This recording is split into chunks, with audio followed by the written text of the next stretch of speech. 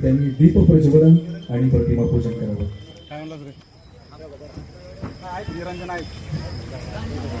किती वाजता आला?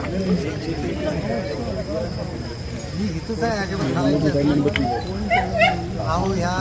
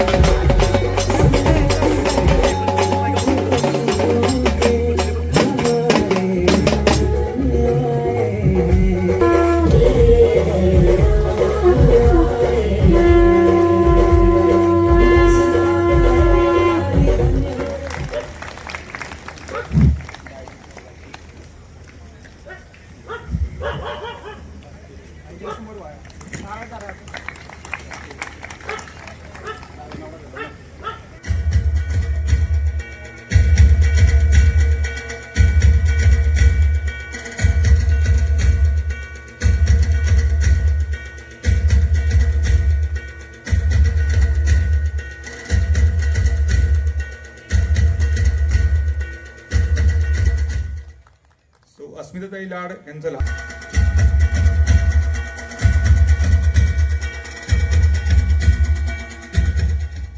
हे स्वागत समारंभ होत असताना ना मी थोडा हर्षताई ठाकूरांचं मी तुम्हाला थोडस त्यांचं परिचय करून देतो.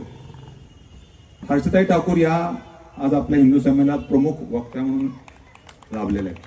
त्यांचं पूर्ण नाव हर्षू किशन सिंग ठाकूर परिहार.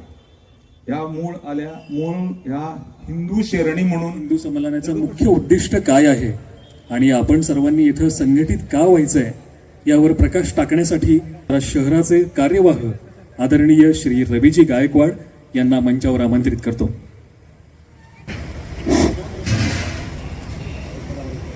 नमस्कार.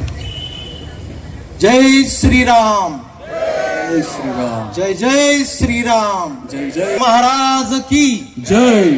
धर्मवीर संभाजी महाराज की जय. हिंदू धर्म की जय. भारत माता की. आज आपल्या विलासपूर आणि गोळीबार मैदान या भागाचं जे विराट असं हिंदू संमेलन होत आहे त्यासाठी व्यासपीठावर उपस्थित आपल्याला मार्गदर्शन करण्यासाठी आलेले धर्माचार्य हबप महाराज हबप तुकाराम महाराज सुतार, त्यानंतर ज्यांना तुमच्यासारखं मी ऐकण्यासाठी आलोय अशा हर्षुताई ठाकूर. सुलतानी ताकदींचं राज्य होतं काही वर्ष. त्यानंतर 16व्या शतकात माझ्या राजाचा जन्म झाला आणि त्यानंतर जो स्वाभिमान हरवून बसलेला हिंदू होता त्याला परत स्वाभिमान मिळाला. पण नंतरच्या काळात परत 150 वर्ष इंग्रजांची सत्ता आली. त्या सत्तेच्या काळामध्ये परत हिंदू समाज सगळा गुलामगिरीमध्ये गेला. तर या हिंदू समाजाला एक काळ असा होता, म्हणजे 1819च्या शतकाच्या सुरुवातीला मला लाज वाटते मला हिंदू म्हणण्याची, किंवा मला गाढव म्हणा पण मला हिंदू म्हणू नका अशी परिस्थिती होती. त्यावेळेस एक असा व्यक्ती जो डॉक्टर होता, त्या डॉक्टर केशव बळीराम हेडगेवार ह्या व्यक्तीने सांगितलं, हो मी हिंदू आहे, मला अभिमान आहे मी हिंदू असल्याचा, गर्व से कहो हम हिंदू आहे. त्या डॉक्टरांनी ठरवले की आपल्या ह्या स्वाभिमान हरवलेल्या हिंदू समाजाला एक करण्यासाठी काहीतरी केलं पाहिजे. मग त्यांनी राष्ट्रीय स्वयंसेवक संघाची स्थापना 1925 साली केली. काय उद्देश आहे त्या राष्ट्रीय स्वयंसेवक संघाचा आपल्याला माहिती आहे. RSSचा उद्देश एकच आहे, ध्येय एकच आहे की हिंदू धर्माचं संघटन संरक्षण, म्हणजे जे स्वाभिमान हरवून बसलेलं त्याचं संघटन संरक्षण आणि हिंदू संस्कृतीचं संवर्धन. आणि काय दिलं त्यांनी, एक शाखा पद्धती दिली, एक तंत्र दिलं की रोज सकाळी शाखेवरती यायचं आणि शाखा वरती काय चालतात, खेळ चालतात, भगवा ध्वजाला प्रणाम करून खेळ असतो, बौद्धिक कार्यक्रम असतात. डॉक्टरांना जेव्हा नागपूरमध्ये त्यांनी संघाची स्थापना केली तेव्हा लोक हसायचे की काय डॉक्टर झालेला माणूस. त्यावेळेस हाताच्या बोटावर मोजतील एवढे डॉक्टर होते. त्यांना प्रॅक्टिस करायची असतील की तर कितीही प्रॅक्टिस करता आली असती, पण त्यांनी ठरवलं होतं की आपलं जीवन हे देशासाठी व्हायचं आहे, या हिंदू धर्मासाठी व्हायचं. मग त्यांनी तिथं चालू केली शाखा. लोक हसायचे की काय म्हणते येडा डॉक्टर, मुलांना घेऊन काय खेळतोय. तर तेव्हा त्यांनी सांगितलं होतं, आज जरी मला म्हणतील वेडे, उद्या गातील हेच पवाडे. आज त्या राष्ट्रीय स्वयंसंघाचे स्वयंसेवक असलेले नरेंद्र मोदी आज देशाचे पंतप्रधान आहेत, गृहमंत्री देशाचे राष्ट्रीय स्वयंसेवक संघाचे हे आहेत. आज अनेक पदावरती ती लोक आहेत. काय आहे तर शाखेवरती काय चालतं, शारीरिक कार्यक्रम चालतो, बौद्धिक कार्यक्रम चालतो, व्यक्ती निर्माण करण्याचं काम चालतं तिथं. चारित्र्यवान राष्ट्रप्रेमी व्यक्ती तयार करण्याचं ते काम संघाच्या शाखेवर चालतं. अशा ह्या राष्ट्रीय स्वयंसेवक संघाने त्यांना आज 1925 साली चालू झाले, 2025 साली 100 वर्ष पूर्ण झाले. संघाचं शताब्दी वर्ष चालू आहे. संघ प्रतिकूल परिस्थितीतून आज अनुकूल परिस्थितीकडे त्याची वाटचाल चालली. पण डॉक्टरांनी सांगितलं होतं, ज्या दिवशी माझा हिंदू संघटित होईल, सुरक्षित होईल किंवा माझ्या हिंदू संस्कृतीचं संवर्धन होईल, त्या दिवशी हे दुकान बंद करून टाकायचं. पण आज 100 वर्ष झाली तरी आपण अजून संघटित नाहीये. संघाचे प्रयत्न चालू आहेत. संघाचा या 100 वर्षाच्या कार्यकाळात 3 वेळा संघावर बंदी घातली गेली. 3 वेळा संघाच्या बंदीतूनही संघ सुलगून आला. 1992 साली बाबरी मशीद पाडली, त्यावेळी संघावा कारसेवकांनी मोठे, ज्या माझ्या श्रीराम, ज्या आपली अस्मिता आहे त्याच्या ठिकाणी ते जे थडगं बांधलं होतं ते पाडलं, त्यासाठी संघावर बंदी घातली गेली. आज 100 वर्ष पूर्ण झाले संघाला. एखाद्या संघटनेला किंवा संस्थेला 100 वर्ष पूर्ण होणे ही फार मोठी गोष्ट आहे. आणि डॉक्टरांनी स्थापन केलेल्या या राष्ट्रीय स्वयंसेवक संघाला त्यांनी कधी म्हणलं नाही की ते म्हणायचे आपला गुरु कोण आहे, भगवा ध्वज आपला गुरु आहे. एखादा व्यक्ती गुरु मानला तर त्याच्यात गुणदोष असू शकतात. भगवा ध्वज आपले अस्मिता आहे, आपलं त्यागाचं प्रतीक आहे, आपलं हे आहे. तर या 100 वर्षाच्या कालखंडामध्ये संघाने आता शताब्दी वर्ष आहे. एखाद्या संघटनेला 100 वर्ष पूर्ण झालेत, मोठा काहीतरी कार्यक्रम घेणं किंवा हे, पण संघाने ठरवलं की आपण 100 वर्ष काय केलंय की प्रत्येक समाजात जाऊन आपण त्या गोष्टी सांगायच्या. 2 समाजात जाऊन करण्याचे कार्यक्रम केले. आताच जानेवारी-फेब्रुवारीमध्ये गृहसंवाद अभियान झालं. पूर्ण आपल्या सातारा जिल्ह्यामध्ये 70,000 पेक्षा जास्त घरामध्ये गृहसंवाद अभियान झालं. म्हणजे प्रत्येक घरात जाऊन संघाची माहिती देणं. आपल्या सातारा शहरामध्ये 17,000 पेक्षा जास्त घरामध्ये जाऊन संघाची माहिती देणं, संघ काय करतो, आणि समाजासाठी 5 पंचपरिवर्तनाचे गोष्टी सांगितलेल्या आहेत. त्याच्यामध्ये सामाजिक समरसता आहे. आज आपला प्रॉब्लेम काय, आपण हिंदू म्हणून आज जातीपातीमध्ये वाटलो गेलेलो आहे. आपल्या मनामध्ये समरसता असली पाहिजे. पूर्वी कामाच्या ह्याच्यावरून जाती पडल्या होत्या. सुतार असेल तर सुतार काम करायचा, कुंभार असेल कुंभार काम करायचा. आज सुतार कलेक्टर आहे. तर या सामाजिक समरसता आली पाहिजे. ती वरवरची नको आहे, ती आतून पाहिजे समरसता. त्यानंतर कुटुंब प्रबोधन आहे. आपल्याला माहिती आहे पूर्वी एकत्र कुटुंब पद्धती होती. आज कुटुंबाची अवस्था बिकट आहे. सामाजिक विभक्त कुटुंब झालेले आहेत. हम दो हम एक अशी परिस्थिती झालेली. अशा पद्धतीने हे आहे. आणि यानंतर आपल्याला हिंदू संमेलन करायचे. एकच शहराचं मोठं केलं असतं 10, 15, 20 हजाराचं, पण असं नाही. आपल्या शहरामध्ये आपण काही भाग पाडलेले आहेत. 4 भाग नगर केलेले आहेत. त्याच्यामध्ये 20 वस्त्या केलेल्या. आपण 17 वस्त्यामध्ये हिंदू संमेलन करणार. आतापर्यंत 10 झाले, आज 2 आहेत, दौलतनगर आणि इथं. अशा प्रकारे इथं 12 झालेत. अजून काही बाकी आहेत, पुढच्या काळात होणार आहेत. शेवटचं एवढंच सांगतो, आज हिंदू संमेलन झालं. आज या संयोजकांचं खरंच आभार आहे. हिंदू संमेलन इथं केलं. हे हिंदू संमेलन झालं की आपलं काम झालंय. हे इव्हेंट नाहीये, ही सुरुवात आहे. लक्षात घ्या, ही सुरुवात आहे. तुम्हाला हे कार्यक्रम झाला की खरं कार्यक्रम आहे. प्रत्येक महिन्यामध्ये तुम्ही एकत्र आलं पाहिजे. समिती असेल, या भागातल्या प्रत्येक हिंदूला सुरक्षित वाटेल अशा पद्धतीने इथल्या कुठल्याही हिंदूवरती अत्याचार झाला तर तुम्ही एकत्र येऊन त्याचा सामना केला पाहिजे. अशा पद्धतीने तुम्ही इथल्या कार्यकर्त्यांना आज शपथ घेऊन जावा इथून. आपल्याला वक्त्यांचं मार्गदर्शन ऐकायचं. नक्कीच या वक्त्यांच्या मार्गदर्शनातून तुम्हाला नवीन चेतना आणि प्रेरणा मिळेल असं मला वाटतं.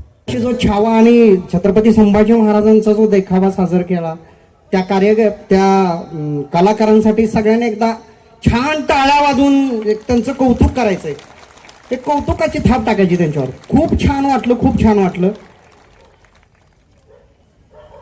ज्यांच्यामुळे माझ्या घरातली माई, गोठ्यातली गाई आणि मंदिरातले माझे देव सुरक्षित राहिले असे माझे आराध्य दैवत छत्रपती शिवाजी महाराज, धर्मवीर संभाजी महाराज आणि माझ्या महाराष्ट्र भूमी आणि भारत भूमीला ज्या संतांच्या पदस्पर्शानं पावन झाली त्या सर्व साधू संत आणि संत महात्म्यांना वंदन करून मी आज धर्म या विषयावर आपल्याला काहीतरी सांगू इच्छितो. जे काय मला अध्यात्म आहे, ज्ञान आहे ते मी तुम्हाला सांगू शकतो. धर्म, आपल्या धर्माविषयी बऱ्याच लोकांच्या मनामध्ये गैरसमज आहेत. अरे पाठीमागून आले आणि आपल्या धर्माचे लचके तोडायला लागले म्हणून माझा धर्म कधीही संपणार नाहीये. मित्रांनो, माझा धर्म लाखो हजारो वर्षापूर्वीचा सनातन धर्म आहे. तुमच्यासारखा 2000 वर्षापूर्वी आलेला माझा धर्म नाही आहे. माझ्या धर्माची जर तुम्ही व्याप्ती बघायला गेला तर माझ्या धर्माचे 4 युग आहेत. सत्ययुग आहे, त्रेतायुग आहे, द्वापारयुग आहे आणि कलियुग आहे. आता हे तुम्ही गुगलवर जरी सर्च केलं तरी तुम्हाला ह्या युगांची वर्ष समजतील, मानव वर्ष. आपलं सत्ययुगच आहे 17,28,000 वर्षांचं. आपलं त्रेतायुग आहे 12,96,000 वर्षांचं. द्वापारयुग आहे 8,64,000 आणि आत्ता जे आपलं कलियुग आहे ते 4,32,000 वर्षाचं आहे. मित्रांनो, फक्त यातली 5,000 वर्ष आता आपण काउंट केलेले आहेत कलियुगामधली.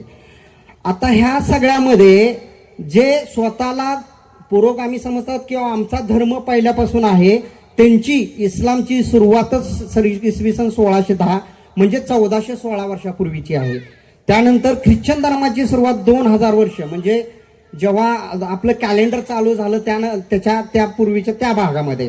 आणि त्यानंतर पारशी 3000 वर्षाच्या आसपासमध्ये आहेत. आता यामध्ये आपण एवढा हिंदू धर्म आपला एवढा प्राचीन सनातन धर्म असून सुद्धा आपल्या धर्माचे लचके का तोडले गेले? तर काय झालं, श्रीकृष्णाने सुद्धा स्वतः सांगितलं, यदा यदा हि धर्मस्य ग्लानिर्भवति, म्हणजे जेव्हा जेव्हा धर्माला ग्लानी येईल किंवा जेव्हा जेव्हा धर्म आळसेल, धर्म कंटाळेल तेव्हा मी येईल. किंवा त्याच्या पुढे आमच्या संतांनी सांगितलं, धर्म रक्षावया अवतार घेसी आपुल्या पाळीशी भक्तजन. म्हणूनच आपल्या पाळीशी भक्तजन असे भक्त तयार होतात की आजच्या कार्यक्रमाला आपल्याला उपस्थित राहिलेल्या हर्षताई ठाकूर ह्या भक्त आहेत आणि हिंदू सेरणी आहेत. त्यांच्यासाठी एकदा कडकडून टाळ्या होऊ द्यात. म्हणजे तुम्ही कोणाला माहित नसेल तर इंस्टाग्रामवर फक्त हर्षताई टाका आणि इंस्टाग्रामवर त्यांच्या रील बघा. त्या रील बघितल्या तर तुमच्या रक्तवाहिन्या अशा नाही सळसळल्या तर मी म्हणेन तिथे अतिशय छान त्यांच्या रील्स असतात आणि हिंदूला अतिशय जागृत करणाऱ्या सगळ्या रील्स असतात. त्यांचं कार्य चांगलं आहे. आपल्या अस्मिताताईंचं सुद्धा कार्य चांगलं आहे. त्या साताऱ्यात असून सर्व यांना, आता त्या स्वतः काय अनाऊन्स करणार नाही पण मी सांगतो, कुणालाही काय अडचण असेल तर रात्री 12 फोन करा, त्या 12 वाजता सर्वांसाठी हजर असतात. तर आता मित्रांनो, हिंदू धर्मामध्ये झालं काय माहितीये, प्रत्येक वेळेस हिंदू धर्म आपला सहिष्णुता म्हणून शांत राहिला. प्रत्येक वेळी असंच झालं. महाभारतातला पण एक इतिहास सांगायचा म्हटलं तर जेव्हा कौरव म्हणजे अधर्मी आणि पांडव म्हणजे धर्मी हा विश्वास होता. धर्मी म्हणजेच आपला धर्म सनातनी, पण सहिष्णुता असल्यामुळं शांत राहणे हा स्वाभाविकच भाव मनात पहिल्यापासूनच हिंदू धर्माचे आहे. आणि असंच झालं, कौरवांनी प्रथम भीमाला विष पाजून मारण्याचा प्रयत्न केला. का तर त्यांना माहित होतं की हा भीम एकटाच आपल्याला मारू शकतो, आपलं वंश नष्ट करू शकतो. पण त्याच वेळी जर सर्व पांडवांनी मिळून त्याचा विरोध करून तिथंच युद्ध केलं असतं तर ते पुढचं महाभारत घडलं नसतं. तसाच प्रसंग सेम आपल्या छत्रपती संभाजी महाराजांच्या बाबतीत झाला आणि शिवाजी महाराज जरी आपले हिंदू स्वराज्य संस्थापक होते तरी सहिष्णुता होती. शांत संयमी स्वभावाचे होते, म्हणजे आक्रमक नव्हते. आणि त्याचाच फायदा नको त्या माणसाने घेतला आणि त्याचा परिणाम असा झाला की माझा धाकला राजा छत्रपती संभाजी महाराजांना 39 दिवस सहन करावे लागले. हे जर छत्रपती शिवाजी महाराजांनी जाग्यावर, पण शिवाजी महाराज सहिष्णुता होते आणि त्याचा फायदा घेतला. परवा छावा पिक्चर एवढा छान गाजला. छावा पिक्चर मधनं बाहेर आल्यानंतर एका लहान मुलीनं मला 10 वर्षाच्या मुलीनं प्रश्न विचारला, काका तुम्ही धर्माबद्दल एवढं सांगता, देवाबद्दल एवढं सांगता, मग छत्रपती संभाजी महाराजांचा 39 दिवस हाल होत असताना छत्रपती शिवाजी महाराज आणि संभाजी महाराज जगदंब जगदंब जगदंब म्हणत असून सुद्धा जगदंब माता का नाहीत आल्या त्यांच्या रक्षणाला? मला हे 5 मिनिटं जरा प्रश्नच पडला. प्रश्नही तसा गहनच होता ना. 39 दिवस एवढे हाल होत असताना, नखं काढली जात असताना, डोळे फोडले जात असताना, कान उपसून काढलेले असताना, डोळ्यात सळे घालत असताना सुद्धा जगदंबा माता का नाही आल्या संरक्षणाला? प्रश्न तसा होता. मी म्हटलं, बाळ, आमचा हिंदू खूप झोपलेला आहे ग. त्यांना कुठला तरी इतिहास लागतो आणि तो इतिहास असावा लागतो की तो इतिहास आठवल्याशिवाय तो जागाच होत नाही. छत्रपती संभाजी महाराजांनी जर 39 दिवस धर्मासाठी अतोनात हाल सहन केले नसते तर हा इतिहासच राहिला नसता. आणि ह्या इतिहासाच्या जीवावरच आज तागायत आम्ही हिंदू म्हणून रस्त्यावर हिंडतोय आणि फिरतोय आणि स्वराज्याचं रक्षण करतोय. म्हणजे हे इतिहास झालेत. हे इतिहास असेच उगेच नाही. छत्रपती संभाजी महाराजांना दुसऱ्या दिवशी सरेंडर होता आला असतं किंवा धर्म परत आला असता, पण तो इतिहासच झाला नसता. आणि इतिहास झाला नसता तर आपण आपल्या पुढच्या पिढीला काय सांगितलं असता? आपला इतिहास, आपल्या राजांचा इतिहास काय सांगितला असता? उगीच 39 दिवस त्यांनाही सहन करायला लावलं. आता हे सहन करायला लावणं, 39 दिवस इतिहास होणं, ह्या जरी गोष्टी साजा असल्या तरी कुणाच्या पोटी छत्रपती संभाजी महाराज आणि शिवाजी महाराज जन्माला आले होते, तोही फार महत्वाचा विषय आहे. जिजामाताच्या पोटी शिवाजी महाराज जन्माला आले. आज प्रत्येकाला वाटतंय शिवाजी महाराज जन्माला आले, पण शेजारच्या घरात आपल्या नको. अरे काय प्रॉब्लेम आहे? आपल्या घरात आले तर काय होणार आहे? विषय असा आहे की शिवाजी महाराज उगीच जन्माला नाही आले नाहीयेत, तर त्या माता होत्या, जिजाऊ माता होत्या. आणि जिजाऊ माता आणि रामायण, महाभारत आणि जेवढे आपले काय सनातन धर्माचे ग्रंथ आहेत ते सगळे वाचून काढले. त्याशिवाय त्यांनाही शक्य झालं नसतं. शिवाजी महाराजांना एवढा चांगला एकमेव अख्ख्या पृथ्वी तलावर, भूतलावर एकमेव माझा राजा असा झाला. 2 राजे, छत्रपती शिवाजी महाराज, संभाजी महाराज आणि ते, की त्यांच्या दरबारात कधी मदिरा पिली गेली नाही आणि बाय नाचवली गेली नाही. हे माझ्या राजाचं वैशिष्ट्य आहे. इतर राजे 24 तास मदिरा आणि बायका नाचवण्यात त्यांची आयुष्य गेली, पण माझे 2 राजे असे होते की त्यांच्या दरबारात कधीच मदिरा नाही आणि बाई नाही. म्हणून मला त्या राजाविषयी अभिमान वाटतो, माझ्या धर्माविषयी मला अभिमान वाटतो. धर्म जागृत ठेवण्यासाठी ज्यांनी आतापर्यंत आपल्या प्राणांच्या आहुत्या दिल्यात त्या फक्त धर्मासाठी दिलेल्या आहेत. मला एक सांगा, एक कळत नाहीये, प्रत्येक वेळी आमच्या धर्मावरच का तुम्ही हल्ले करता? आपल्या हिंदूतलेच आपले लोक आमच्या धर्मावर हल्ले करतात. मला वैयक्तिक कुणाला बोलायचं नाहीये, पण ज्यांनी कोणी केलंय त्यांनी ते मान्य करावं. एक महात्मे बोलून गेले की मी अध्यात्माचा आहे, माझ्या पांडुरंगाला, माझ्या शिवाजी महाराजांना, माझ्या छत्रपती संभाजींना, ज्ञानोबाला, तुकोबाला, एकनाथाला, नामदेवाला बोललं तर माझं रक्त सळसळतं. माझ्या नाही बोलायचं कोणी माझ्या आराध्य दैवतांना. तुझा काय अधिकार आहे, तुझी काय लायकी आहे माझ्या आराध्य दैवताबद्दल बोलण्याविषयी? एक महात्मे बोलून गेला की तुमचा विठ्ठल देव एवढा तुमचं सगळं करतो म्हणतात, तुमच्या विठ्ठलाला हात आहेत का? त्यानं एका भक्ताने विचारलं, हो आहेत. तुमच्या भक्ताला विठ्ठलाला पाय आहेत का? म्हणे भक्ताने सांगितलं, हो आहेत. मग तुमचा विठ्ठल आंघोळ करतो का स्वतः? खाणं खातो का? कपडे घालतो का? अरे महाशे, हे एकदा जाऊन तिकडे विचार रे. तुमचा मालक चादर स्वतः पांघरून घेतो का? तुझ्यात हिंमत असेल तर विचारून दाखव. नाही, तुझे 2 डझन तुकडे झाले तर विचारून घे. तुझी हिंमत फक्त हिंदू पाशीच कशी येते रे हे विचारायला? तुझा विठ्ठल कपडे घालतो का? अरे हो घालतो. विठ्ठल स्वतः नाही घालत, लाखो भाविकांना कपडे घालतो. लाखो भाविकांच्या लहान मुलांना अन्न देतो, कपडे घालतो. तो स्वतः नाही घालत. हे आमच्याच हिंदू धर्माविषयी का? अरे तो आमिर खान, शाहरुख खान आणि ते का टपलाय आमच्या धर्मावर? तुम्ही 3 बायका करता त्या पण आमच्या हिंदूच्या. तुम्ही तुमच्या मुलांना काय सांगता? अरे तू एक तरी कर, मी 3 केल्यात. हे सांगायचंय तुम्हाला?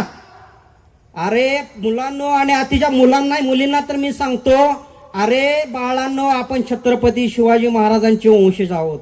अरे बिर्याणी वारीन मटणाच्या 4 तुकड्यावारी नकारे बोलू. तुम्ही हिंदू शरणी हर्षदा ठाकूरचा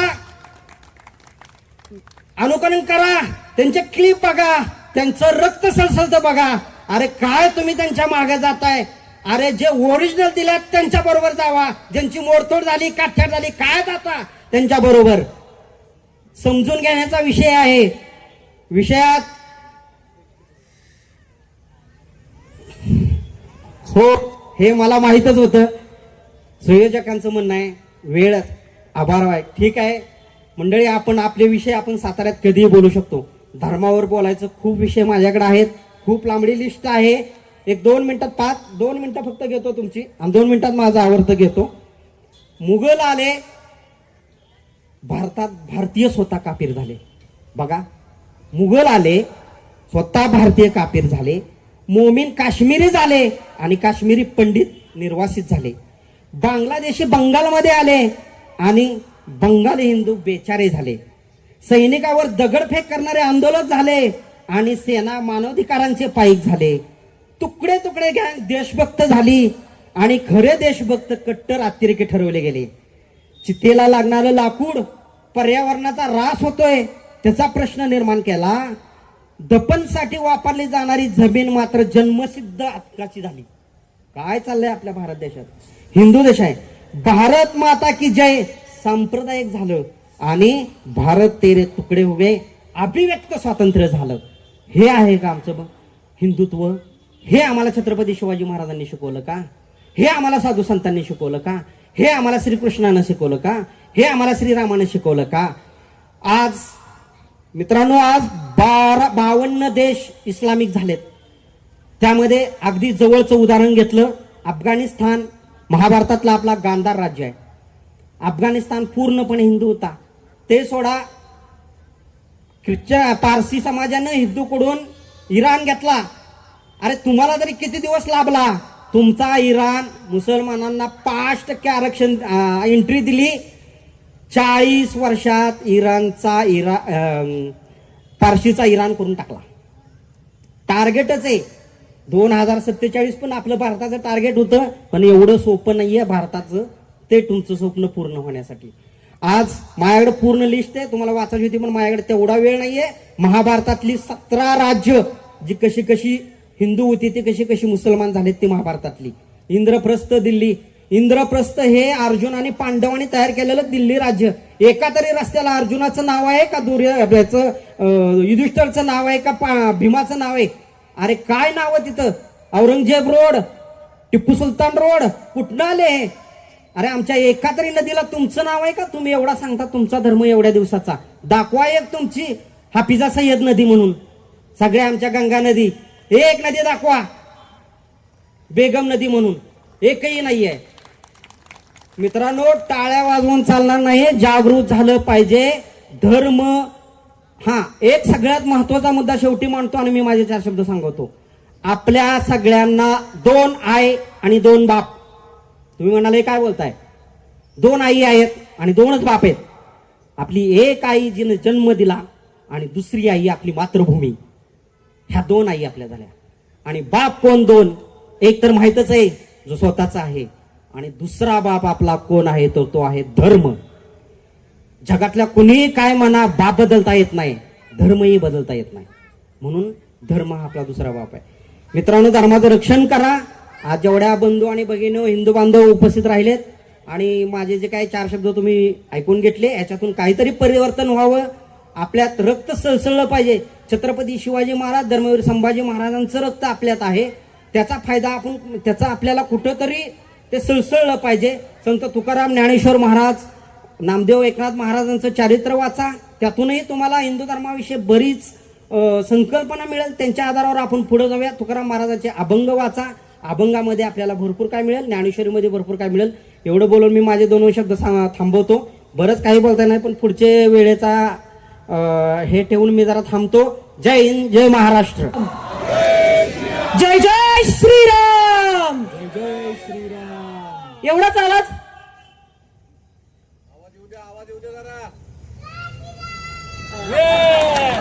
पुण्यश्लोक छत्रपती शिवाजी महाराज की धर्मवीर छत्रपती संभाजी महाराज की हिंदू धर्म की प्रथमतः भगव्याला नमन करते आणि ज्यांनी आज या हिंदुत्वासाठी या व्यासपीठावर उभी आहे त्या माझ्या पिताश्रींना, ज्यांनी माझ्या नसानसामध्ये हिंदुत्वाचं भरलं अशा माझ्या परमपूज्य पिताश्रींना नमन करते आणि जिनी मला, ज्या मातेने मला जन्म दिला तिला देखील नमन करते. माझ्या भगवंताला सुद्धा नमन करते की या पवित्र अशा हिंदू धर्मामध्ये त्यांनी मला जन्माला घातलं आणि पुढचा जन्म जर मिळाला तर तो माझ्या या पवित्र हिंदू धर्मातच दे, असं देखील मी माझ्या परमेश्वराला विनंती करेन. माझ्या वाणीला सुरुवात करते कारण आपल्या प्रमुख वक्त्यांना आपल्याला ऐकायचंय. मला माहिती आहे की सगळ्यांनाच त्यांना ऐकायची उत्सुकता आहे, मला देखील आहे. आपण सर्वजण पाहतो त्यांचे रील्स, पण आज प्रत्यक्षात त्या समोर आहेत. प्रथमतः आज बाकीचे विषय तर आपल्या महाराजांनी मांडलेलेच आहेत. आज मी खास मातृशक्ती म्हणून माझ्या महिलांच्या विषयामध्ये मी बोलणार आहे. मग या माझ्या भगिनी आहेत, या भगिनींसाठी मी खरं तर इथे उभी आहे. विचार करा, आज जे हिंदू संमेलन भरलंय इथं एकही स्वयंसेवक पुढे नाहीये. ही स्वयंसेवकांची शिस्त आहे. आमच्या रविदादांनी सांगितलं की 100 वर्षापूर्वी संघाची स्थापना झाली आणि तेव्हापासून हे कार्य सुरू झालं शिस्तीत. ती शिस्त या समाजाने सोडली, तो सुसंस्कृतपणा सोडला आणि सगळं काही लोप पावायला सुरू झालं. माझी संस्कृती लोप पावायला सुरू झाली. मग काय झालं, माझ्या या भगिनींवरती अत्याचार व्हायला सुरुवात झाली. मग ती कशी सुरुवात झाली विचार करा. रामरायांचं राज्य कसं होतं, रामराय एक आदर्श व्यक्तिमत्व म्हणूनच जगले. त्याआधी आपण पाहूयात की भगवान शंकर यांना विचार करा, त्यांचं कुटुंब हे आभासी आहे, म्हणजे पूर्ण विरुद्ध ह्याच्यामध्ये आहे की त्यांच्याकडे जर तुम्ही बघितलं तर शंकर महादेवांचा निवास हा कुठं असतो तर स्मशानात असतो. त्या विरुद्ध पार्वती या समृद्धीचं प्रतीक आहे. त्यांचं वाहन काय तर वाघ आणि शंकरांचं वाहन काय तर नंदी. बघा विरोधाभास आहे ना. गणराय हे त्यांना एक हत्तीचं सोंड बसवलेलं एक त्यांचं स्वरूप आहे. त्यांचं वाहन काय तर पिटुकला उंदीर आणि त्या विरोधात आपल्या कार्तिकेयांचं रूप कसं आहे हो, पूर्णपणे एक मनुष्य रूप आणि त्यांचा वाहन पुन्हा मोर. बघा इथं विरोधाभास कसा आहे. हा विरोधाभास आपल्याला सगळीकडेच आढळतोय, आपल्या कुटुंबामध्ये सुद्धा आहे. सासूचं तोंड एकीकडं, सुनेचं तोंड एकीकडं. मग काय तर मग कुटुंब विभक्त व्हायला लागलेली आहे. मग ते एक आदर्श कुटुंब म्हणून आपण जे पाहतो तर मग हे आपण का पचवू शकत नाही. हेच आपल्या हिंदू धर्माचं खरं तर दुर्दैव आहे. भावाभावांमध्ये पायरीवरनं बांधावरनं भांडण आहे. रामराया 14 वर्ष वनवासाला गेले, पण त्यांच्या मागून लक्ष्मण सुद्धा गेले. हे बंधू प्रेम आहे. शत्रुघ्नांनी त्यांच्या माघारी राज्य चालवलं, पण ते कुठं रामरायांची अयोध्येची सीमा सोडून चालवलं. आणि भरतांनी तर त्यांच्या पादुकाच पूजल्या, कधीही राजपाट घेतला नाही. हे आहे बंधुप्रेम. ते बंधुप्रेम सुद्धा लोप पावलेलं आहे. भांडायला लागलेलं आपण एकमेकांबरोबर. मग हे जर आपला समाज असा जर भांडत राहिला, कधी सख्खा भाऊ जर एकत्र आला नाही तर समाज एकत्र करण्याच्या काय गोष्टी करणार आहोत आपण. स्त्रीची शत्रू होते कधी कधी. आपण जुळवून घेण्याचा कधी प्रयत्नच केला नाही. मग विभक्त कुटुंब पद्धतीमुळे काय झालं, आजी आजोबांचं प्रेमच मिळेना झालं.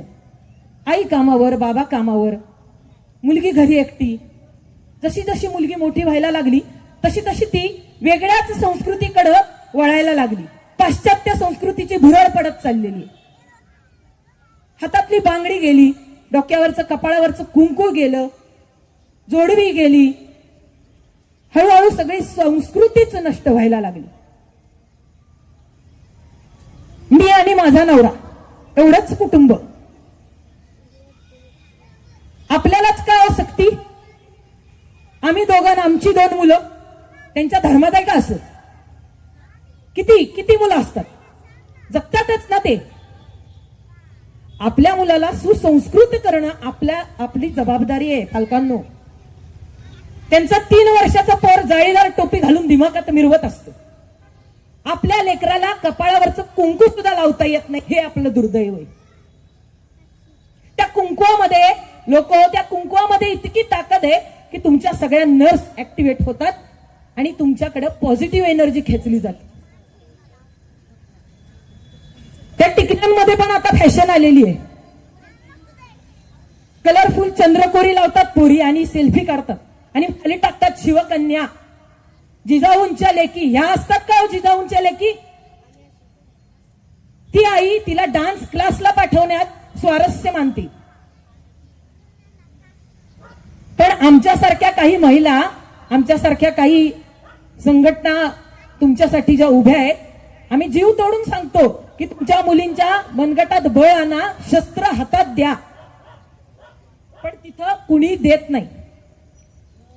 मुलींच्या हातामध्ये नाही, मुलींना फक्त डान्स क्लासलाच पाठवायचं असतं. आता एका ताईंनी मला प्रश्न केला की ताई, काही ठिकाणी स्विमिंगला जेव्हा आपल्या मुली जातात कसे कॉस्ट्युम असतात हो? त्यांची सक्तीच आहे का? आपण ती पद्धत बदलायला हवी असं कुठल्याच आईला वाटत नाही का? मग काय होतं आपल्याला पण माहिती आहे. 3 वर्षाच्या लेकरावरती नसरापूरमध्ये जो प्रसंग आला तो किती वाईट होता सगळ्यांनाच माहिती आहे. मग हा प्रसंगच येऊ नये म्हणून आपण काहीतरी केलं पाहिजे. झाल्यावर काही करण्यात अर्थच नसतो. आजकाल आपण पाहतोय की मुली बाहेर पुण्या मुंबईमध्ये जातात, बाहेरच्या ठिकाणी शिकायला असतात. कोलकात्यामध्ये जे प्रकरण झालं मागच्या वर्षी, ती मोमिता, ती एक डॉक्टर होती, म्हणजे ती शिकलेलीच होती, पण तिचा जीव वाचला का हो? तिच्यावर देखील नको तो प्रसंग ओढवला का? तर तिला तिची सुरक्षितताच कळली नाही. तिला समोरच्याला आघातच करता आला नाही. मग हीच सुरक्षितता आपल्या मुलींना शिकवण्यासाठी तुमच्यासाठी खूप काही संघटना उभ्या आहेत. लव्हचे रोज एक प्रकरण आमच्या समोर येतात. कशामुळं? तर आपल्याच मुली, आपले ज्या घरामधनं धर्माचा विरोध होतो तिथं लव जिहाद हा नक्कीच घडतो. आधी मुलांना आपल्या धर्म शिकवा, शिक्षण होत राहतं. जिजाऊ साहेबांनी जे देखणं स्वप्न बघितलं आणि जे अग्निकुंड निर्माण केलं, ते देखणं स्वप्न म्हणजे स्वराज्य आणि ते अग्निकुंड म्हणजे छत्रपती शिवराय. ते नसते तर आपणही नसतो. एक मुलगा स्वराज्याला, त्या मातीला बहाल केला. जसं मगाशी त्या दादांनी सांगितलं, त्यांच्या मोठ्या पुत्राचं नाव देखील संभाजी होतं. मग पुन्हा आपला पुत्र, दुसराही पुत्र स्वराज्याला व्हायचं स्वप्न का त्यांनी पाहिलं? हे स्वराज्य असंच उभं राहिलेलं नाहीये. त्या मावळ्यांच्या घामाच्या प्रत्येक थेंबामध्ये, त्या रक्तामधून हे स्वराज्य उभं राहिलेलं आहे. आपल्याला छत्रपती शिवराय जन्मावेत तर शेजारच्या घरात निदान मावळा तरी तयार करा. आपल्या मुलांना मावळा तरी बनवा. त्या मावळ्याच्या हातामध्ये शस्त्र द्या. आपल्या घरातनं शस्त्रच लोप पावलेली आहेत. आपण दसऱ्याला शस्त्रपूजन करतो. काय पुजतो? पक्कड, हातोडा, खिळे. शस्त्र कुठेच आपली. अधर्मी लोक आता पावला पावलावर उभी आहेत. कशासाठी? चिकन मटणाची दुकानं कुणाची आहेत? माझा खाटीक बांधव त्याच्यामध्ये मागं पडेल. इतकी निर्दयी त्यांनी त्यांची मुलं केलेली आहेत. तुम्ही तुमच्या मुलाच्या हातामध्ये एक शस्त्र देखील देऊ शकत नाही. नको त्या मॅचेसला पाठवायचं असतं मुलांना, पण स्वतःची सुरक्षितता कधीच कळलेली नाहीये पालकांना. रोज समाज प्रबोधन होतं. कितीतरी ठिकाणी या सगळ्या गोष्टींबद्दल हिंदुत्ववादी संघटना प्रत्येक वेळी हीच गोष्ट सांगतात, आपल्या मुलांना धर्म शिकवा. मला तर एका ताईंनी असं सुचवलं की पालकांचीच कार्यशाळा घ्या आता ताई, आणि खरंच गरजेची आहे, खरंच गरजेची आहे. त्या आईला सुद्धा ते कळलं पाहिजे की माझ्या मुलीला मी काय शिकवलं पाहिजे. सुसंस्कृत तर प्रत्येक आई ही करतेच त्या मुलीला, पण त्याचबरोबर तिची सुरक्षितता आणि तिला माझा धर्म शिकवणं किती महत्वाचं आहे हे सुद्धा गरजेचं आहे. सनातन धर्म हा इतका छोटा नाहीये जसं मगाशी दादांनी सांगितलं, त्याचेच लचके तोडले जात आहे.